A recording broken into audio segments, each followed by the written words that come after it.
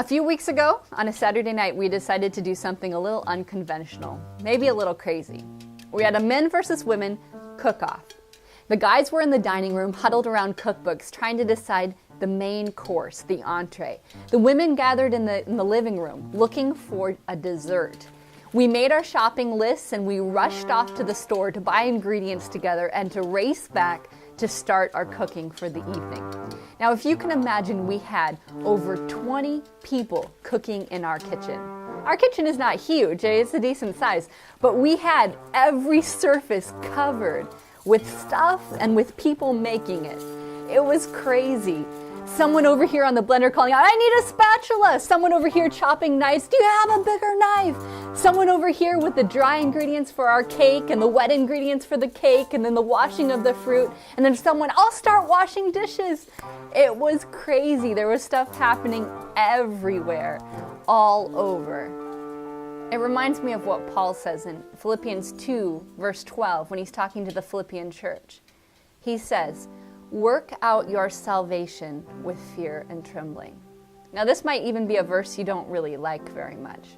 I mean, really? Am I supposed to be afraid as I'm living with Christ? Am I supposed to have fear? But the you here is plural.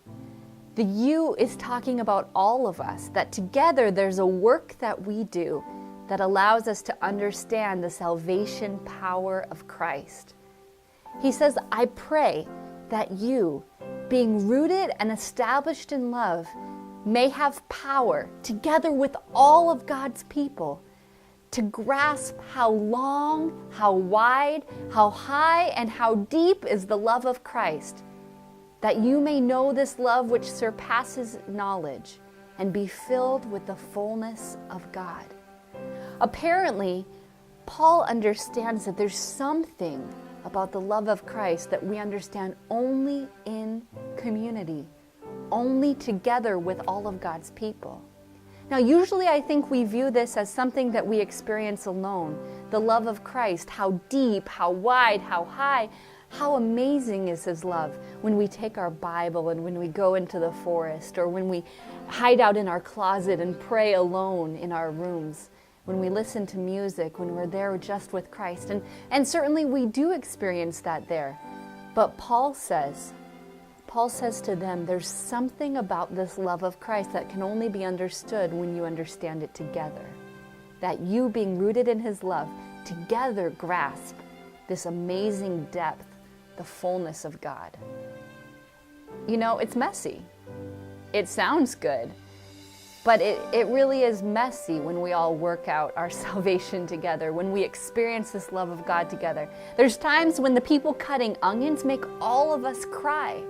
There's times when we're stirring things up and we spill our mess all over someone else. There's times when you're standing there at the stove with your pot and you don't know what's going on. You have to call in for help. You have to ask someone else, "What do I do with this?" Or "How do I deal with phyllo dough? What is this?" It's messy, but the result is beautiful. We enjoyed that meal that night so much. The guy's spanakopita, fabulous. And the cake that all of the women made, amazing. We called it the lava cake. It had layers of chocolate with tofu chocolate mousse, white frosting, and a cascade of brilliant red strawberries. It was so good. Now, I don't think it was just because it was better than any other meal that we've eaten, but it was because of the process. Because together, we had created this. Together, God wants to create something beautiful among us. But it sometimes is messy, and it sometimes is hard, but it's worth it.